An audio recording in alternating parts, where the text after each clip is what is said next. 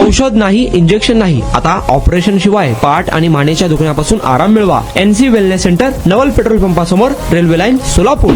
सोलापूर महानगरपालिकेतील 4 लिपिकांवर प्रत्येकी 2000 रुपये दंडाची कारवाई महापालिका आयुक्तांनी केली आहे. महापालिका आयुक्तांनी अभय योजनेअंतर्गत शहरातील गाळेधारक यांच्याकडील थकबाकीवरील दंड रक्कम 100% माफ करून सप्टेंबर 2026 पर्यंत संपूर्ण थकीत भाडे वसुली करण्यासाठी गाळेधारकांना नोटीस वाटप करण्यासंदर्भात कर्मचाऱ्यांना सूचना आदेश दिले होते. त्यानुसार सहाय्यक आयुक्त तथा विभाग प्रमुख यांनी 9 जुलै 2026 अखेर आढावा घेतला असता महापालिकेतील 4 लिपिकांकडून या आदेशाचे पालन केले नसल्याचे स्पष्ट केले. त्यानुसार महापालिकेतील कनिष्ठ श्रेणी लिपिक दत्ता बनसोडे यांना 2000 रुपये दंडाची रक्कम ठोठावण्यात आली आहे. त्याचबरोबर वरिष्ठ श्रेणी लिपिक रघुनाथ सुरवसे, कनिष्ठ श्रेणी लिपिक श्रीकांत यादव, यशोदास गायकवाड यांना देखील प्रत्येकी 2000 रुपये दंड ठोठावण्यात आला आहे. कार्यालयीन शिस्तभंग तसेच कर्तव्यात कसूर केल्याने महाराष्ट्र नागरी सेवा वर्तणूक नियम 1979 नुसार महापालिका आयुक्त डॉक्टर सचिन ओंबासे यांनी ही कारवाई केली आहे. सदरची दंडाची रक्कम जुलै-ऑगस्ट या मासिक वेतनातून एक रकमी वसूल करण्यात यावी असे आदेश डॉक्टर सचिन ओंबासे यांनी काढले आहे. आणि आता अवस्था अशी व्हायला लागली होती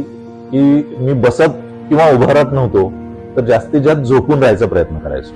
सलगपणे आपण एखादं काम करायला लागलो की बॅकमध्ये पेन येतोय.